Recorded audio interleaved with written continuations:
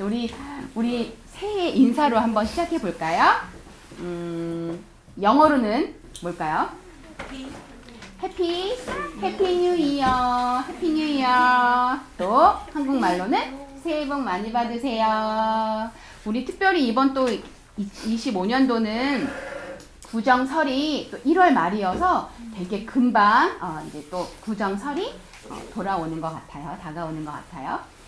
여행을 다녀온 가족도 무사히 다녀오셔서 너무 감사하고 건강히 회복 중에 있는, 그리고 또 병상에 계신, 우리 오늘 아파서 못 오신, 여러 가지 또 일이 있어서 못 오신, 또 오고 있는 걸음들 빨리 회복과 또 안전을 하나님 지켜주시기를 기도하면서 우리 2025년도 새해 첫 오렌지 예배를 드리겠습니다.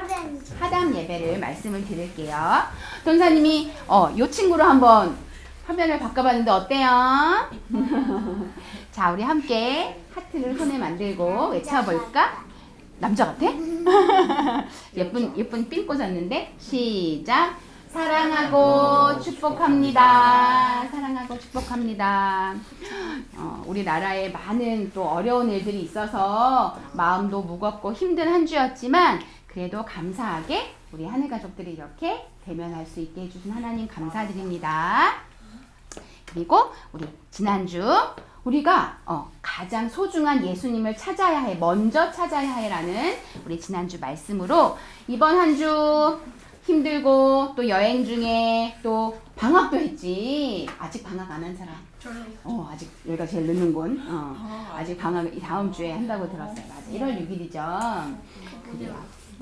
그러는 우리 친구들의 매일매일이 예수님과 함께 동행하며 예수님을 말씀 속에서 먼저 찾는 그런 우리 사랑하는 지혜로운, 그래서 진짜 지혜를 찾는 이 하담 친구들의 되기를 축복합니다. 전사님이 노래를 하나 흥얼거려 볼게요.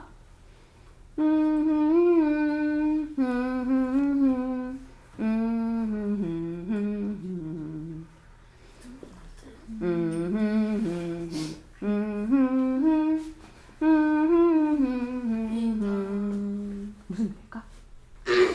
몰라? 이거 모르나요? 이런. 난 당연히 나올 줄 알았어. 들어는 봤어요, 은주. 들어봤어.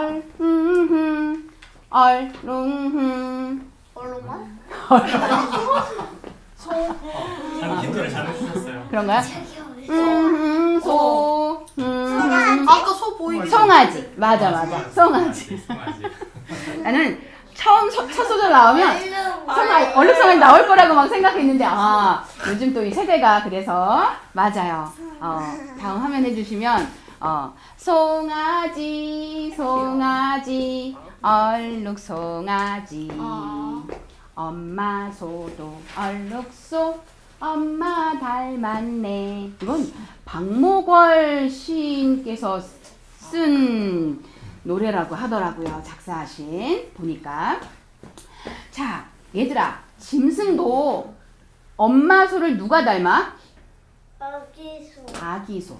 그게 바로 송아지겠지? 그치? 송아지지? 그럼 너희들은 누굴 닮았니?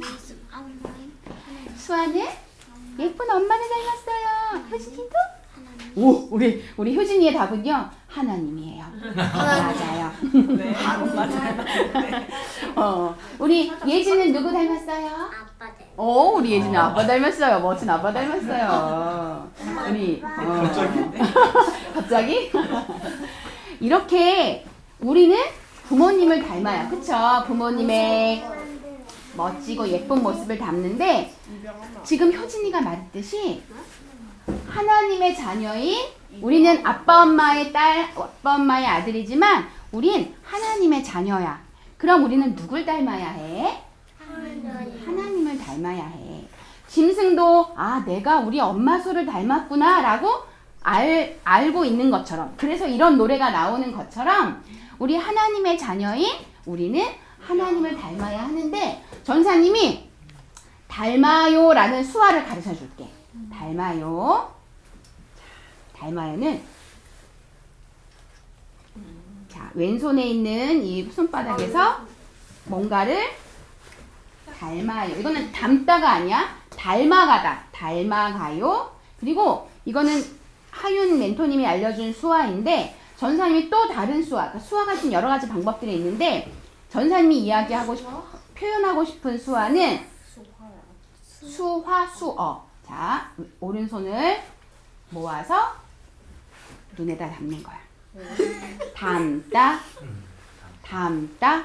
그러면 이걸 전사님이 생각해봤어. 아, 뭔가를 내 눈에 담고 그 눈에 닮은 건 내가 생각하고 그 생각한 걸 내 마음에 담는 거. 아, 이게 서로서로를 닮아가는 거구나. 그런 생각을 하게 됐어. 그러면 우리가 하나님을 닮은 하나님의 자녀라면 우리가 닮아야 할 거는 뭘까? 우리가 눈에다 담아야 할 닮아가는 그것이 뭘까? 바로 하나님 말씀이야. 하나님 말씀을 내 눈에 담고 그 담은 걸 머리에 넣고 그 머리에 넣은 걸 내 마음에 새겨서 그 말씀을 따라 살아가는 그게 바로 하나님을 닮아가는 사람이라고 표현할 수 있을 것 같아. 그런데 오늘 성경에 보니까 한 사람이 나오는데 잠언 30장에 이 사람이 나오는데 이 사람의 고백이 아주 놀라운데 그 전에 먼저 우리가 하나님을 닮아가기 위해서 어떻게 하는 게 가장 중요한 열쇠인지 오늘 말씀을 통해 알려줄게. 이 사람의 이름은 뭘까? 나는 아굴입니다. 나는 우리 목사님한테 들어보니까 이 아굴이라는 이름의 뜻은 모아진 이런 뜻이래. 모여진 이런 뜻이래. 그런데 이 사람이 이 좀 수염이 있는 이분이 아굴이라는 사람인데 많이 이 사람에 대해 표현이 나와 있진 않아. 그런데 이분이 뭐라고 말하냐면 나는 다른 사람에게 비하면 짐승이라. 오, 자기 자신을 짐승이라고 표현했어. 나는 동물같이 많이 무지하고 나는 연약해. 그리고 또 뭐라고 말하냐면 나는 지혜를 배우지 못하였고 또 거룩하신 자를 아는 지식도 없거니와. 이분의 말을 한마디로 조리면 나는 짐승처럼 아무것도 모르고 아무것도 알지 못하는 그런 무지하고 무식하고 부족한 사람이에요 라는 그런 자신을 인정하는 그런 표현을 잠언 30장에 나와 있어. 근데 이 아굴이라는 사람이 이렇게 나는 부족해요, 나는 무식해요, 나는 짐승과도 같아요 이렇게 표현했는데 그 다음 5절 말씀에 뭐라고 나와 있냐면 따라해보자. 하나님의 말씀은 다 순전하여 하나님은 그를 의지하는 자의 방패시니라. 잠언 30장 5절 말씀. 아멘. 우와. 조금 전에 나는 짐승처럼 잘 몰라요. 나는 지혜도 없고 그 거룩하신 분을 나는 몰라요. 그렇게 고백했던 이 사람이, 이 아굴이라는 사람이 바로 5절에서 하나님은 순전하세요. 하나님은 순수하시고 하나님은 깨끗하시고 하나님은 죄가 없으시고 하나님은 완전하세요. 그리고 하나님을 의지하는 사람에게 방패가 되어주세요. 막아주세요. 보호해주세요. 인도해주세요. 이런 놀라운 고백을 하고 있어. 어떻게 이분이 나는 부족해요 라고 했다가 하나님이 어떤 분인지를 정확히 알 수 있었을까? 그건 바로 이 말씀을 쪼리면 따라해보자. 우리는 평생 하나님을 알아가야 해. 바로 이 아굴이 그 알아간 하나님을 어떻게 알았냐면 바로 하나님의 말씀을 읽고 하나님의 말씀을 묵상하고 하나님의 말씀을 가까이 하는 삶을 살았기 때문에 아굴이 나는 짐승처럼 부족해요. 나는 몰라요. 나는 알 수 없어요. 라고 고백했던 아굴이 하나님이 어떤 분이신지 그리고 하나님을 의지하는 사람, 하나님을 바라보는 사람이 하나님이 어떻게 도우신다는 걸 분명하게 고백하고 있어. 그러면 우리도 2025년을 시작하는 우리도 지난 24년도에 내 맘대로 내 뜻대로 그렇게 살았던 적 있어요? 없어요? 있어요. 있어요. 우린 고백해야 돼. 없어요. 아니, 예지도 기억해보면 내 맘대로 내 뜻대로 하고 싶었던 적이 있었을 거야. 그런데 그럼에도 예지가 하나님께 나오는 교회에 와서 하나님 말씀을 듣고 큐티 말씀을 보고 그러는 가운데 하나님의 자녀로 지금 자라서 이제 올해는 1학년이 되는 거예요. 알겠어요? 이렇게 우리는 연약하고 부족하지만 하나님의 말씀을 붙들 때 우리는 우리의 방패가 되어주시고 우리를 인도하시는 하나님을 만날 수 있어요. 우리가 성경을 읽는 시간을 이제 매일매일 가질 거예요. 물론 가정에서 부모님과 함께 하나님의 말씀을 큐티를 읽고 또 생각하고 고백하는 그런 시간들이 있겠지만 특별히 우리가 하늘 가족들과 함께 하나님의 말씀을 읽는 시간을 가질 거예요. 그 시간을 가질 때 그 시간을 우리가 잘 적응하기 위해서 시간이 더 많이 필요할 수도 있어. 졸려요. 힘들어요. 오늘은 좀 안 하고 싶어요. 이런 생각이 들 수 있어요. 그래서 하루 빠지고 이틀 빠지고 빠질 수 있어. 하지만 우리는 매일매일 말씀을 읽는 시간을 줌으로 열 거예요. 줌으로 열어서 그 시간에 일주일에 한 번이 되었든 두 번이 되었든 점점 매일매일 그 시간에 하나님 말씀을 가까이 해야겠다. 하나님 말씀을 읽어야겠다. 그런 다짐을 하면서 우리가 하늘 가족들과 함께 하나님 말씀을 가까이 하는 시간을 우리 하담 친구들도 기억하고 하나님의 말씀을 읽고 기억하는 그런 하나님 말씀을 눈에 담고 생각에 담고 마음에 담는 닮아가는 하나님을 닮아가는 우리 하담 친구들이 되었으면 좋겠어요. 그런 우리가 이렇게 우리도 고백해야 해요. 하나님, 우린 약해요. 하나님, 우린 부족해요. 우리 용현이 기도 제목에 항상 있는 기도 제목이 있어요. 하나님, 제가 죄인인 것을 알게 해주셔서 감사합니다. 저는 죄인이지만 하나님 말씀을 의지하게 해주세요. 있어요? 없어요? 몰라요. 기도 제목 있어요. 기억을 못하는 거예요. 있어요. 그렇게 우리는 잊어버려요. 그렇지만 우리가 하나님, 예수님, 저는 약하고 부족해요. 오늘 아굴이 고백했던 것처럼 저는 지혜도 부족하고 지식도 부족해요. 하지만 우리가 이 세상을 승리하고 믿음으로 살아낼 수 있는 유일한 방법은 예수님과 동행하려고 할 때 예수님의 생각을 우리가 어떻게 알 수 있어?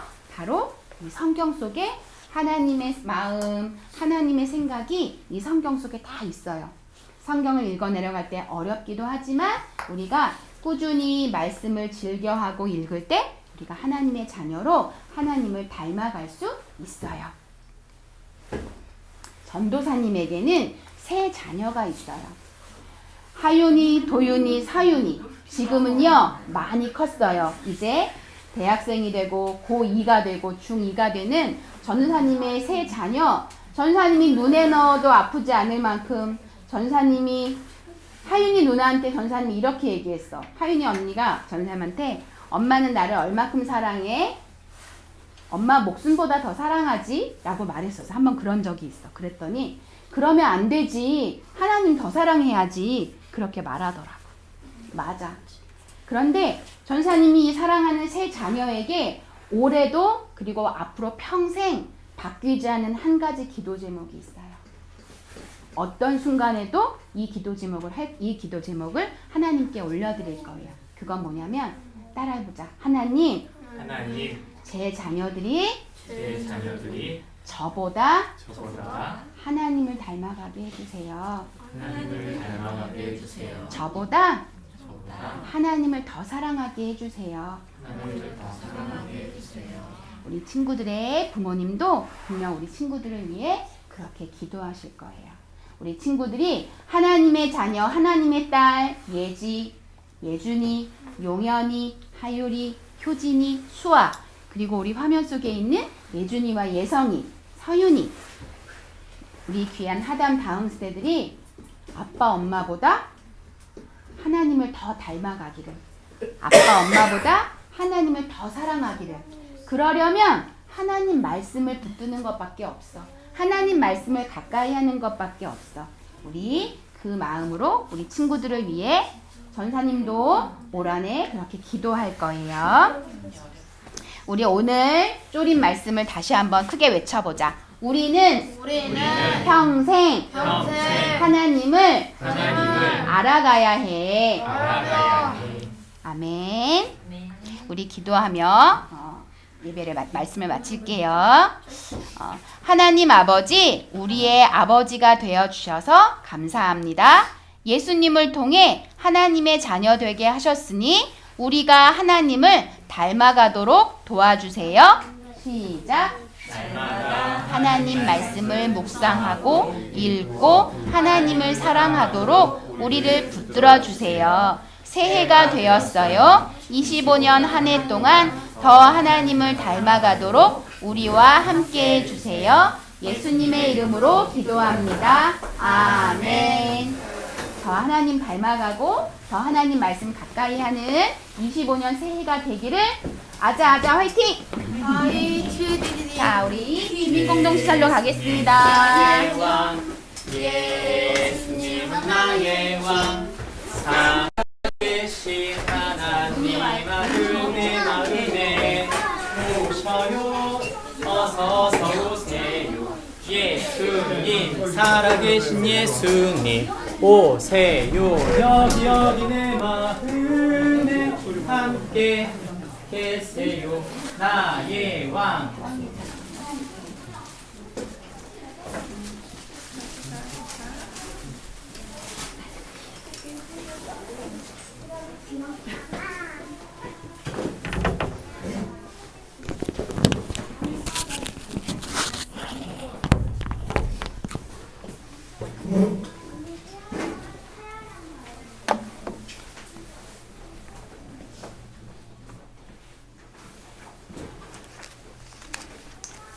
(2025년) 새해가 되었습니다. 우리 옆 사람과 한 번 더 인사했으면 좋겠습니다. 새해 복 많이 받으세요. 새해 복 많이 받으십시오. 우리 삶의 가장 큰 복이 뭘까요? 저는 우리가 예수님을 닮아가는 것이라고 믿습니다. 그리고 우리 공동체가 하나님 나라, 예수님의 공동체가 되는 것이 하나님의 계획이라고 믿습니다. 교회가 더 풍성했으면 좋겠다. 제 개인적인 기도는 그게 아니에요. 우리가 더 질적으로 주님 닮아가고 주님 사랑하고 우리가 더 우리에게 주신 사람들을 힘있게 믿음으로 세웠으면 좋겠다. 그것이 먼저입니다. 그리고 난 다음 우리가 정말 그 사람이라면, 정말 예수님 제자라면, 우리가 정말 예수님의 공동체라면 주님은 우리를 붙드시고 역사하실 것이다. 저는 그렇게 믿습니다. 저와 여러분이 그런 축복이 있기를 바랍니다. 우리 25년 한 해의 말씀을 특별한 말씀을 제가 이렇게 잘 준비하지 않습니다. 여러분도 잘 알다시피. 왜냐하면 제게는 부담이 하나 있어요. 왜냐하면 하나님께서 하고 싶은 말보다 제 말이 앞섰을 수다. 그것 때문에 주제 설교를 제가 잘 하지 않는 거예요. 하나님 말씀이 우리에게 오늘 또 우리가 계속 들었던 그 말씀 속에 여전히 말씀하고 계신다. 그리고 이 말씀이 꼭 필요해서 우리에게 말씀하신다. 저는 그렇게 믿습니다. 존 칼빈, 스위스의 종교개혁자죠. 그는 1600년대에 마틴 루터 이후에 나타난 종교개혁자로 그 시대에 탁월한 기독교 지성인으로 지금도 회자되는 사람입니다. 회자되는 정도가 아니고요. 모든 신학교에서는 존 칼빈의 영향을 받았다고밖에 말할 수 없는 그런 그의 5대 교리가 영향력을 미치고 있죠. 특별히 저는 총신대학 출신인데 총신대학 대학원은 전부 다 이 사람의 영향을 너무 지대하게 받았어요. 이 기독교 강요, 그가 썼던 아주 두꺼운 이 한 권의 책에 500페이지, 600페이지 되는 책을 3권이나 썼습니다. 기독교 강요는 일반 사람들 보라고 쓴 책이 아니고요. 왕에게 올려드린 책이에요. 그 내용 하나하나가 기독교의 정수를 이야기하고 있는, 기독교는 이런 것입니다. 그에게 말해주고 싶었던 것이죠. 우리가 하나님의 사람으로 우리가 자라는 동안 저는 그의 책에 받은 영향들, 또 우리가 그 하나님 말씀을 다시 한번 우리의 삶에 어떻게 적용해야 될 것인가를 말씀을 통해 더 깊이 알아가는 동안 이 책이 여러분에게 또 도움이 되어지길 바랍니다. 그 책 중에 첫 부분에 나오는 내용에 이런 말이 있습니다. 기독교 강의 1권 1장에 자기 자신을 알지 못하고는 하나님을 알 수 없고 하나님을 알지 못하고서는 자기 자신을 알 수 없다 말합니다. 가만히 생각해 보면 한마디로 쪼리면 우리는 자신을 모른다는 얘기입니다. 하나님을 만나기 전에는 우리 자신이 누군지 모른다. 성경을 살펴보면 하나님을 만난 사람들마다 자기 자신이 누군지를 선명하게 알게 됐어요. 자신이 위대하다, 놀랍다, 탁월하다, 난 너무 귀한 사람이다가 아니라 하나님 앞에 섰을 때 자신이 얼마나 초라한 존재인지, 한계 있는 나 자신의 연약함, 부족함, 자신의 본 모습을 모두 보게 되는 것이죠. 우리는 하나님을 믿는 사람들입니다. 어찌 보면 이 말씀이 우리에게 너무나 가까이 들릴 수 있어요. 근데 희한하죠. 현실에 들어가 보면 이게 잘 느껴지지가 않아요. 기독교라는 게 휙 하고 지나가고 그 다음 뭘 어떻게 했냐면 월요일부터는 그냥 롤러코스터 타는 것 같은 거죠. 너무 빠르게 지나요. 정신없이 돌아가고 사회 시스템이 그렇고 우리의 삶도 마찬가지예요. 급성장한 한국 사회에 급성장하고 있는 한국인으로 살면서 우리가 똑같은 삶을 살 수밖에 없는 것입니다. 이런 현실 가운데 우리가 기억해야 될 것이 있는데 그건 뭐냐면 그렇게 빨리 가다 보면 불안해진다는 거예요. 뭐든지 불안해요. 뭔가 안정감이 많지 않고 뭔가 하나 계획 세우고 뭔가 하는 것이 너무 빠르기 때문에 문제가 계속 터지다 보니까 불안합니다. 흔들립니다. 근데 또 내게 맡겨주신 사람들은 확실하게 세우고 싶은 거예요.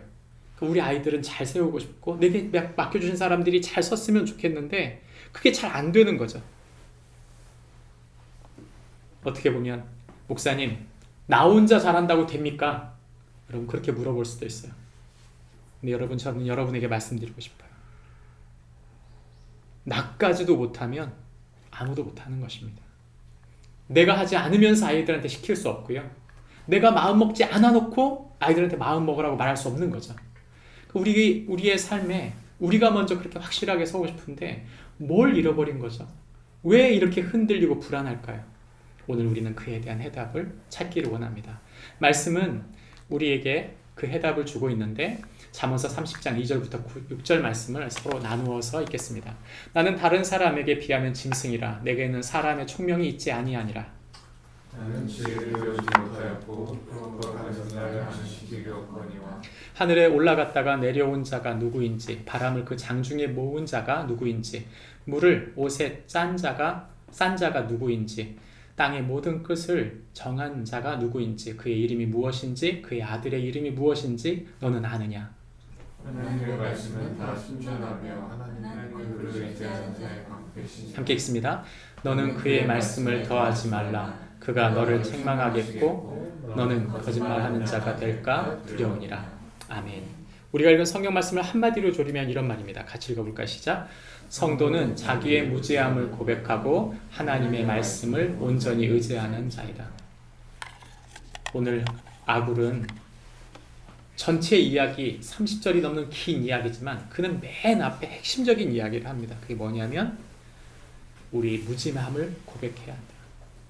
그리고 자기가 정말 알지 못한다면 하나님 아시는 그 하나님께서 나를 알려주시기를, 내게 알려주시기를, 그리고 하나님 말씀을 의지해야 한다는 말을 하는 거죠.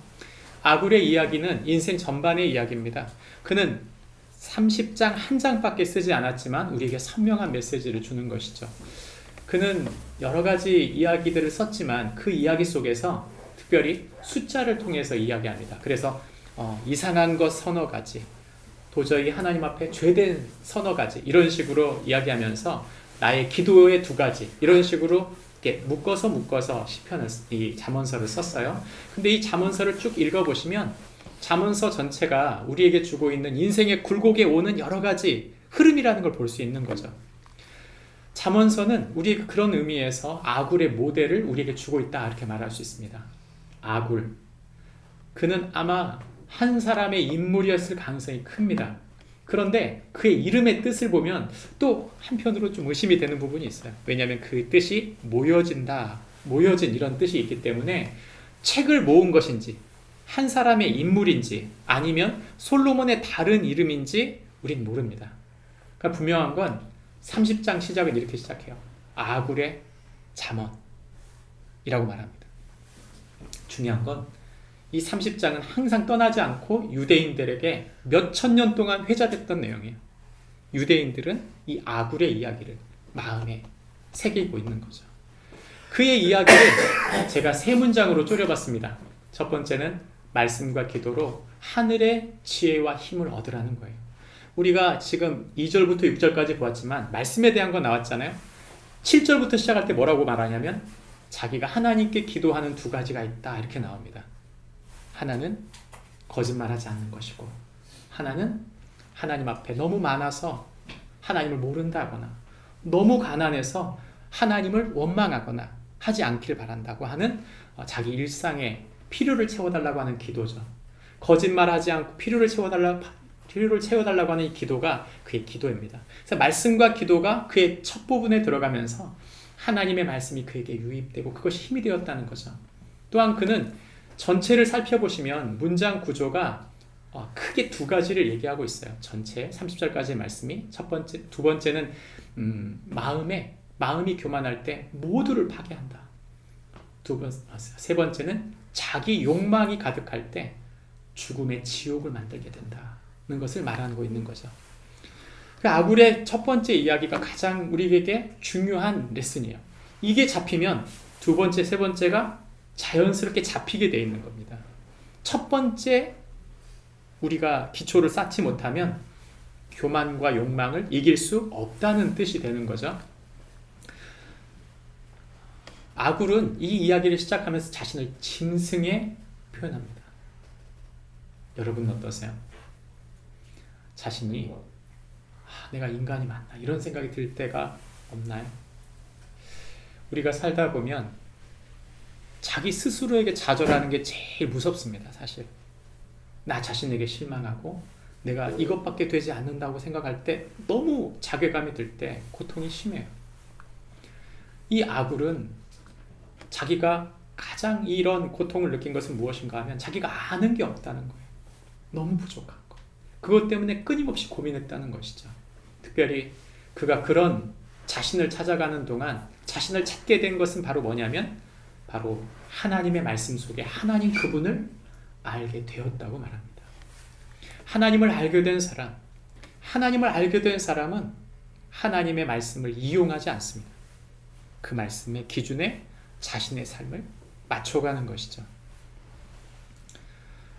우리가 하나님을 안다고 말하면서 하나님이 말하지 않았는데 그것보다 더 갈 때 그것이 오히려 위험하다. 아굴은 우리에게 말해줍니다. 우리의 삶을 가만히 살펴보세요. 우리가 아주 중요한 척도가 하나 있는데 그게 뭐냐면 내가 하나님 없을 때 나의 삶은 어땠는가 하는 거예요. 나의 삶. 하나님이 나를 주장하지 않았을 때 나의 삶이 어땠는가. 여러분 그것을 기억해야 해요. 하나님 말씀이 들어오고 난 다음 우리의 삶이 새로워지고 가난했던 우리의 삶 속에 하늘의 빛이 들어오면서 우리의 삶을 당신의 길로 인도해 가시는 것을 경험하며 살게 되는 것이죠. 아굴은 그 일을 우리에게 말해주고 있는 것입니다. 우리가 진정 하나님과 그분의 말씀을 사랑하고 의지하면 주님은 우리를 반드시 인도하십니다. 제가 우리 아이들한테 힘들 때가 언제냐면 제가 뭔가를 잘못했을 때예요. 잘못했을 때. 일반 부모들은요. 부모의 잘못을 지적하면 어떻게 말하죠? 네가 뭘 한다 그래. 내지는 뭐 그럴 수 있지. 넌 조용히 해. 그냥 아무 말 마라. 보통은 그래요. 근데 기독교인 부모님, 복음을 받은 하나님의 사람들은 뭐라고 반응하나요? 이 아이가 지금 이 아이를 통해 하나님께서 내게 말하고 있다. 그렇게 받아요. 그래서 그 아이에게 자신의 연약함을 그냥 짚고 합니다. 신부님 앞에서 저 이렇게 잘못했습니다가 아니라 그 아이 앞에서 미안하다. 내가 이렇다. 그것이 저는 기독교 부모를 하고 있어요. 진솔하지 않으면 우리의 믿음을 아이들에게 가식으로 보여주는 것은 전 옳지 않다고 생각합니다. 애쓰기는 해야 되나 그러나 가식 없는 것이 저는 더 중요하다고 믿습니다. 그래서 하나님의 말씀을 우리가 그대로 따라가면 우리 아이들이 우리의 믿음을 따라오게 되는 거죠. 그러나 거기서 끝나면 절대 안 됩니다. 우리 아이들은 반드시 우리를 추월하게 되어져 있어요. 요즘 우리 하윤이가 저한테 지적질을 잘해요. 패권이 넘어가고 있는 중입니다. 예, 똑똑하다고 막 예, 자기가 집에서 수화를 제일 잘한다나 그러면서 막 예, 하는데 사실이에요. 그리고 열심히 배우고 있는 아이기 때문에 총명이 더 많이 이렇게 진보되는 게 느껴져요. 예, 잘난 체 하지 마라. 저 그런 말 안 합니다. 그래, 너 잘났다. 잘하고 있다. 박수는 쳐줘요. 가끔 가다가 오버할 때 있잖아요. 왜? 아빠 머리 끝에, 엄마 머리 끝에 올라갈 때 뭐라고 하면 좋을까요? 여러분은 어떻게 하시겠어요? 속이 상해요. 근데 전 놔둡니다. 하나님 꼭 해야 될 말이 있다면 알려주십시오. 그러나 저는 참겠습니다. 그리고 언젠가 하나님 말씀하시면 저는 진솔하게 얘기할 것입니다. 여러분, 우리가 하나님 말씀 앞에 있으면 하나님 우리를 보호하십니다. 하나님 말씀 가운데 있을 때 우리 하나님 인도하시는 것이죠. 우리가 얼마나 많은 경우에 하나님 말씀을 듣지 않고 또는 들었다 하더라도 그것보다 오버할 때가 얼마나 많은지 몰라요. 사도 베드로가 예수님의 말씀을 듣고 물 위를 걸었어요. 기적이죠. 자기 평생에 한 번도 경험해보지 않은 새로운 삶을 지금 새로운 기적을 쓰고 있는 중이에요. 근데 성경에 보면 그가 예수님을 바라보고 그 물길을 걷다가 갑자기 바람이 치는 걸 보고 두려워서 바람을 보고 있는 동안 딴 생각이 든 거예요. 그랬을 때 어떻게 됐습니까? 물에 빠져들게 된 것이죠. 예수님이 그를 오셔서 구원해달라고 할 때 그를 건져주십니다. 예수님께서 그를 건져주실 때 하시는 말씀이 있어요. 성경 말씀을 보면 32절 말씀에 예수께서 즉시 손을 내밀어 그를 붙잡으시며 이르시되 믿음이 적은 자여 왜 의심하였느냐 이렇게 말했어요. 저 같으면 뭐라고 하랬더니 일단 안 건질 것 같아요. 예, 확실한 레슨은 경험이잖아요. 안 건질 것 같아요. 그리고 왜 의심했느냐 그럴 것 같아요. 근데 예수님은 턱 잡고 건지시면서 하신 말씀이에요. 저는 여기 굉장히 중요한 의미가 있다고 봅니다. 우리 인생에는 의심할 수 있어요. 의심하는 것 너무 당연한 일이에요. 그런 실수를 범할 수 있습니다. 그런데 중요한 건 뭐냐면 그것으로 우리를 버리지 않고 그것으로 우리를 책망하지 않고 그것 때문에 이 뒷감정을 가지고 계신 분이 아니라는 거예요. 그분을 우리를 일으키시는 분이십니다. 저는 우리의 삶이 딱 그렇다고 봐요. 우리가 말씀과 기도로 우리가 채워져 있다고 우리가 믿는다면 내가 그것보다 앞서지 않고 그분의 말씀 안에 거하면서 그분이 뜻하실 때 한 걸음 한 걸음 가면서 그들을 세워가는 것이 하나님 뜻이라고 믿습니다. 우리가 말씀과 기도로 주님 앞에 서면서 우리의 삶이 가만히 보면 우리가 지혜로워져 가는 것 같지만 사실 그거 아니에요. 저는 아니라고 믿습니다. 성경을 많이 봤으니 나는 지혜로운 사람이다. 죄송하지만 전 그렇게 말하는 사람은 오히려 못 믿겠어요. 그냥 아니요. 성령 가라사대입니다. 여러분. 어떻게 알아요? 그 사람이 진짜 그 말씀을 제대로 적용했는지 그 사람이 진짜 그것을 자기 생각으로 말하는지 하나님이 말씀하신 그 분류를 어떻게 합니까? 그 사람 속에 하나님이 말씀하시는 것을 그가 듣고 얘기하는 것이 진짜 하나님 말씀이지 하나님의 말씀을 소화하지도 못했는데 내가 하나님 말씀을 많이 안다고 집어넣는 것이 저는 그 하나님 말씀이 되지 못한다고 생각해요. 살아낸 사람, 그분 앞에 복종하는 사람, 그분의 뜻에 깊이 고민하는 사람, 말씀과 기도 앞에 푹 깊이 들어가 있는 사람, 그 사람은 하나님께서 사용하시는 줄 믿고 하나님 말씀을 진정으로 의지하는 축복이 저와 여러분에게 있기를 바랍니다. 오늘 성경은 우리에게 두 번째, 마음이 교만할 때 모두 파괴됨을 기억하라고 말합니다. 아까 우리가 그랬잖아요. 성경 말씀이 6절 말씀에 그랬어요. 말씀하지 않은 것을 말한 것처럼 행하지 말라는 것이죠. 교만한 마음에서 그것이 나옵니다. 특별히 교만에 대한 이야기를 할 때 잠언서 30장 11절부터 14절에 보시면 이 사람에 대한 경고를 하는데 그 경고가 뭐냐면 아비를 저주하고 어미를 축복하지 않은 무리가 있다 이렇게 말하고, 두 번째는 더러운 것을 씻지 아니하는 무리가 있다. 세 번째는 눈이 심히 높아서 눈꺼풀이 높이 들린 무리가 있다 이렇게 말해요. 다시 말하면 오늘 성경은 우리에게 교만이 가져올 때, 교만이 가져오는 파괴가 어떤 것인지 보여줍니다. 관계를 파괴해요.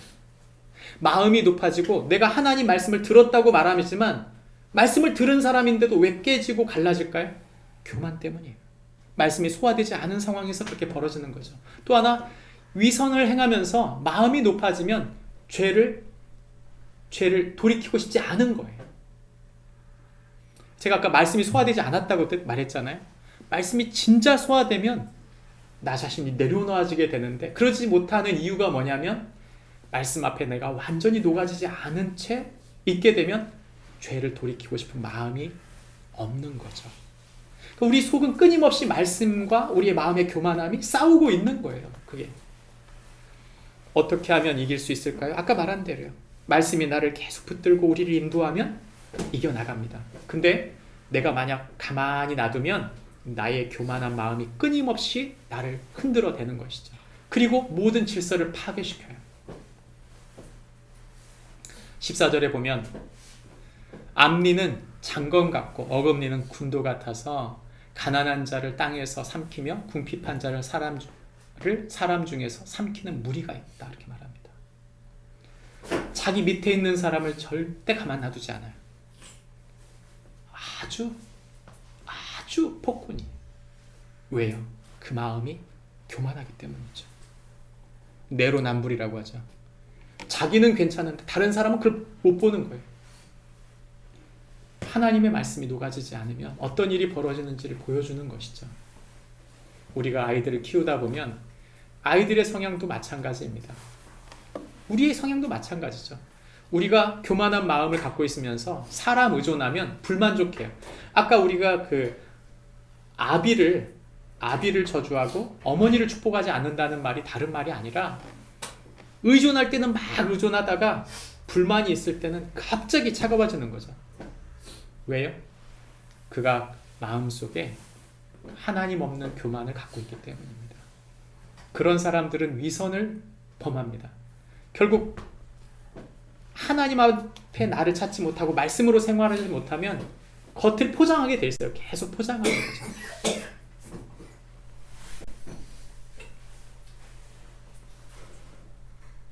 제가 볼 때 전 작은 교회 목회자 하면서 가장 큰 축복은 진솔할 수 있어서 참 감사하다.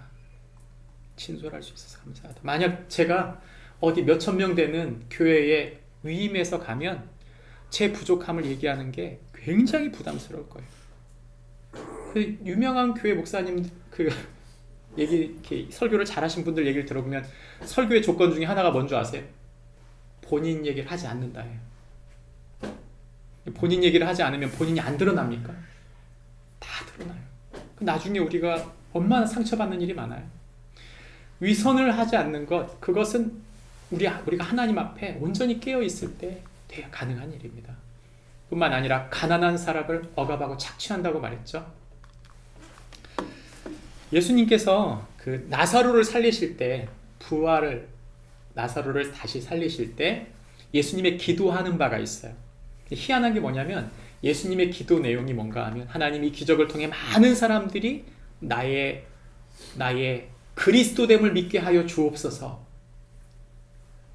이렇게 말할 것 같은데, 놀랍게도 예수님의 기도가 뭔가 하면 이 요한복음에 나오는 이 말씀에는 이렇게 말씀하십니다. 기도가 이렇습니다. 아버지여, 내 말을 들으시는 것에 감사합니다. 그리고 내 말을 항상 들어주셔서 들으시는 줄 내가 압니다. 전 그것이 감사합니다. 예수님이 마음이 높아지지 않고 예수님의 삶 속에 가장 기쁨이 된 것은 하나님 그분이 내 지금 모든 말을 듣고 나와 함께 계신다고 믿고 살았던 거예요. 그것이 예수님의 기쁨이고 감사였던 거죠. 우리는 뭔가 특별한 이벤트가 일어나고 뭔가가 일어나야 그것이 더 감사한 일이고 그것이 더 특별한 일이라고 생각하는데, 예수님의 감사는 무엇입니까? 주님, 제 말을 듣고 계신 것에 감사합니다. 그리고 내 말을 항상 들어주시는 제가 믿습니다. 저는 주님이 우리에게 교만하지 말아라, 저는 우리에게 그렇게 말씀하시는 게 다른 게 아니라 우리의 삶의 본질, 그분이 우리의 진정한 만족이 되고 감사가 될 때 우리는 교만할 수 없게 된다고 봅니다. 우리의 모든 말을 아시는 하나님, 그 하나님 앞에 나가야 합니다. 요즘에는 참 힘든 것 같아요. 그렇지 않으세요? 요즘에는 나라 정세를 가만히 보고 나라 경제 상황을 가만히 보면 그냥 이렇게 뭐라 그럴까요? 막 가슴을 치게 되는 것 같아요. 얼마 전 무안에 항공사고가 벌어졌을 때 저는 다른 거 보지 않았어요. 정치인들이 어쩌다 이렇다 이런 사건이 어떻게 일어났다, 그건 다 하나도 다 소용없고 딱 하나만 보고 있는데 가슴을 치게 돼. 그게 뭐냐면 유가족 대표가 하는 얘기를 들었어요. 입장 바꿔 한번 생각해봤어요. 제가 만약 우리 아이들이 이런 사고를 당해서 제가 만약에 유가족 대표가 됐다면 어땠을까? 억장이 무너질 것 같아요. 근데 억장이 무너질 것 같은 거예요. 여러분, 우리에게 무엇이 감사합니까? 하나님 모든 것을 알고 계신다. 하나님은 진실을 알고 계신다. 하나님 그분이 모든 것을 갚아주실 것이다. 우리가 그거 믿지 않으면 우리는 흔들릴 수밖에 없어요. 우리가 어떻게 입술과 마음을 지킵니까? 그 상황에서 지킬 수 없어요. 지킬 수 없습니다. 우리가 이 시대를 사는 우리의 병폐, 가장 큰 병폐, 저는 그것이 뭐라고 생각하냐면 교만이라고 믿어요. 못나서, 못 벌어서, 못 먹어서 우리가 싸우고 있는 게 아니에요. 지금 그런 거 아닙니다. 내가 너보단 잘났겠다, 내가 너보다는 더 잘하겠다, 아니에요. 하나님 모든 걸 아십니다. 그분께 맡겨드리고 교만하지 않고 우리가 하늘의 지혜를 얻는 축복이, 오직 하나님 그분을 감사하는 축복이 있기를 바랍니다. 마지막 세 번째는 자기 욕망으로 죽음의 지옥을 만들지 말라고 성경은 말합니다. 오늘 우리가 읽은 성경 본문의 이야기를 살펴보시면, 잠언서 30장 이야기를 살펴보시면 어떤 이야기가 나오는가 하면 15절부터 16절 말씀에 이런 이야기가 나옵니다. 거머리에게는 두 딸이 있다. 하나는 다오. 기브 앤 테이크가 아니에요. 그냥 기브. 계속 달라는 거죠. 답이 없어요. 블랙홀이죠. 두 번째, 족할 줄을 모른다는 거예요. 만족이 없어요. 아까 우리가 말한 얘기지만 감사가 없는 거죠. 아예 불평과 불만과 비판만 가득합니다. 그러니 이 사람과 함께 있는 것이 정말 내 모든 에너지를 뺏어가는 것 같은 느낌이 드는 거예요. 여러분 어떠세요? 여러분 자녀들은 감사하신가요? 정말 힘들어요. 감사를 가르치는 게 정말 어렵습니다. 그리고 감사를 가르치고 싶다면 우리가 먼저 감사해야 돼요. 진심 어리게 아이들 앞에서 난 오늘이 감사하다. 난 너희가 감사하다. 난 하나님께서 내 음성을 듣고 계신 게 감사하다. 우리의 감사가 거기에 있다면 우리 아이들은 돌아옵니다. 돌아와요. 요즘 저희 아이들이 사춘기잖아요. 사춘기 아이들이 되게 힘들어하는 게 이제 금전적인 문제들이에요. 근데 되게 예민하니까 이제 막 비교를 하고 이렇게 측정을 하잖아요. 아이들이 큰 불만 없이 살게 되는 것은 전 그렇다고 믿어요. 우리가 불만하지 않기 때문이다. 부모가 불만하지 않으면요, 아이들 불만하지 않습니다. 부모가 이것이 이렇다, 저것이 저렇다 끊임없이 불만하면 우리 아이들 무너지는 거예요. 내 욕망을 절제하지 못하면, 내 욕망을 커트시키지 못하고 하나님 뜻대로 내가 나의 삶을 제어하지 못하면 망가지는 거죠. 16절은 이렇게 말합니다. 곧 족하다 하지 아니하는 서너 가지가 있는데 스올, 태, 땅, 불이라고 말합니다. 이게 뭔가 하면 묵상해 보시면 이런 얘기가 되는데 끝없는 인간의 죽음, 그리고 끝이 없는 인간의 성욕, 그리고 끝이 없는 인간의 욕망, 끝이 없는 인간의 파괴, 그것은 다 어디서 나온다? 교만에서 나온다. 생각해보면 우리의 삶이 얼마나 피폐합니까? 피폐한 정점에 가보면 누군가 교만한 사람이 모든 걸 조정하거나 문제를 터뜨렸기 때문에 그걸 수습하고 있는 중인 거 아닙니까? 성경 말씀에 우리에게 말씀하고 있는 말씀은 그것입니다. 우리의 욕망을 만족시키려고 하는 것, 그건 교만이다. 그런 교만한 마음이 들려고 할 때마다 우리의 환경이 파괴되게 되고 그 교만한 마음을 입술을 닫고 멈춰서지 않으면 우리는 결국 모두에게 큰 피해를 입히는 사람이 되고 만다는 것이죠. 제가 요즘에 이제 전도라고 할 수 있나요? 예. 김정호 형제를 제가 지금 매주 한 번씩 만나고 있는데 되게 말이 조심스러워요. 제가 지금 53인데 이 형제가 지금 40 이제 초반이거든요. 이 얘기를 하다 보면 말이 조심스러워요. 왜냐하면 저하고 환경이 전혀 달라요. 이 형제는 밤에 근무하고 낮에 자는 형제고 또 싱글이기 때문에 저하고 삶의 패턴이나 이런 양상이 다르거든요. 그러니까 말에 대한 접촉점이 많지는 않아요. 근데 이 형제를 통해 제가 깊이 하나 깨닫는 건 뭔가 하면 공감이에요. 이 사람의 얘기를 많이 듣다 보면 나의 삶이 전부가 아니구나. 이 사람 속에 하나님 일하시는 것을 보면 하나님이 그를 어떻게 세워가시는지 또 그의 삶이 무엇으로 힘들었는지를 살피는 동안 하나님이 저를 붙드시고 인도하시는 것을 자주 보게 됩니다. 한마디 잘못하면 큰 상처를 받을 거다. 저는 그렇게 믿어요. 여러분, 우리가 예수 믿을 때 누군가를 인도할 때는요, 한마디가 중요해요. 딱 한마디. 그 딱 한마디 잘못 들으면 끝난 거예요. 목사님, 그럴 수도 있죠. 사람이 실수하고 사는 거 아닙니까? 네. 근데 그렇게 되면 우리가 누군가를 예수 제자로 세우는 건 절대 할 수 없어요. 우리 자녀들도 세우는 게 힘든데 하물며 전혀 문화가 다르고 배경이 다르고 환경이 다른 사람을 인도한다는 게 얼마나 힘들겠어요. 전 그게 너무나 당연한 일이라고 봅니다. 돌아봐야 돼요. 내 마음속, 나의 욕망이, 나의 어떤 생각이 누군가에게 상처가 되고 있는 것은 아닌지. 이 잠언서의 마지막 부분에 30장 마지막 부분에 그래서 하는 말이 뭔가 하면 입을 닫는 거예요. 입을 닫는 거. 욕망에 대한 생각이 차오를 때, 교만한 생각이 차오를 때 입을 닫아라. 예수님께서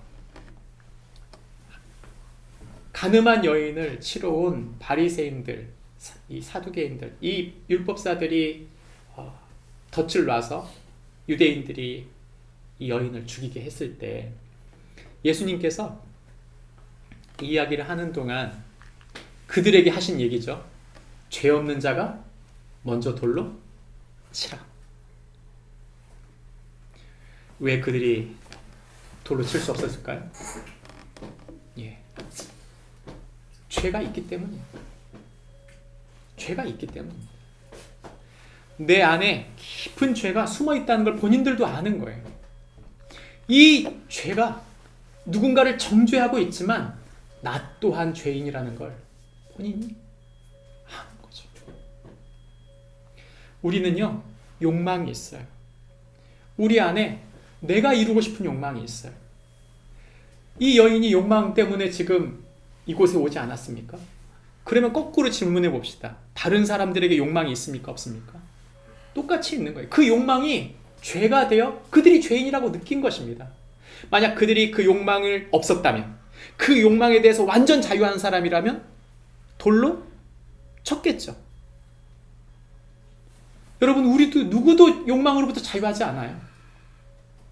욕망과 싸우고 살지만 욕망으로부터 자유할 수 있는 사람은 없습니다. 우리의 삶이 피폐해지는 이유, 바로 그것 때문이죠. 이 여인에게 예수님께서 말씀하십니다. 여자여, 너를 고발하던 그들이 어디 있느냐? 너를 정죄한 자가 없느냐? 주여, 없나이다. 나도 너를 정죄하지 아니하노니 다시는 죄를 범하지 말라. 이 여자가 가서 죄를 안 범했을까요? 저는 이것이 죄를 안 범했다라는 말보다는 욕망에 끌려 살지 말아라. 우리가 욕망에 끌려 살지 않을 수 있는 힘이 있을까요?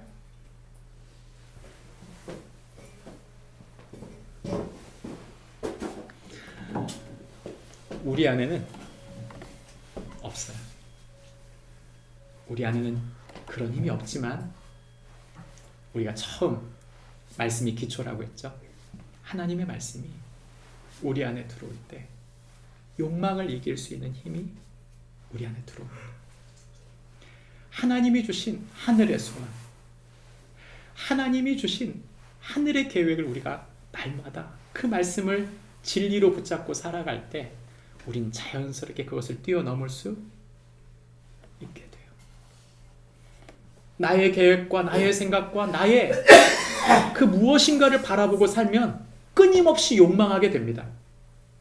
그런데 하나님의 뜻과 하나님의 계획과 하나님의 섭리를 믿고 내려놓으면 하나님 그분이 일하시기 시작하는 거예요.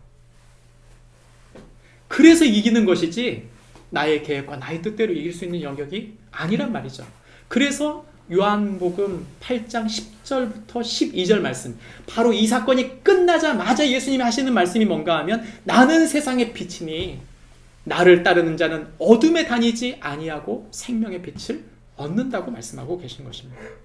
전 아굴이 첫 방에 들어가면서 얘기하잖아요. 난 짐승이다, 다른 사람에 비하면. 왜 그렇게 얘기합니까? 말씀이 없고서는 나는 짐승 같은 존재인 것 같다.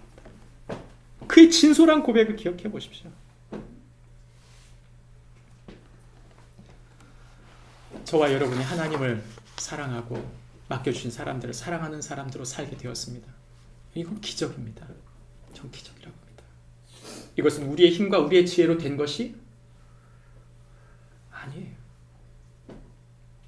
우리가 그 은혜를 힘입은 사람이라면 우리가 평생토록 하나님의 말씀에 붙들려 교만과 욕망을 누르는 그 말씀의 힘을 의지한 사람이 되어야 될 줄 믿습니다. 그런 축복이 올 한 해 우리를 이끌어 가시는 주님의 성령의 은혜가 저와 여러분에게 있기를 바랍니다. 기도하겠습니다. 하나님 아버지, 감사합니다. 사랑하는 형제들, 사랑하는 자매들과 함께 주님의 말씀 앞에 나올 수 있도록 인도하신 것을 감사합니다. 아굴이 우리에게 준 이 메시지처럼 우리의 마음 중심에 우리의 모든 것을 아시는 주님 앞에 진솔하게 서는 축복이 있게 하여 주십시오. 그리고 우리의 힘과 우리의 능력으로 교만과 욕망을 이길 수 없다는 것을 고백하고 오직 주님의 말씀이 우리를 사랑하신 그리스도의 십자가가 우리를 붙드시는 줄 믿고 믿음으로 이 한 해를 힘있게 이겨가는 축복이 있게 하여 주옵소서. 예수님 이름으로 기도합니다.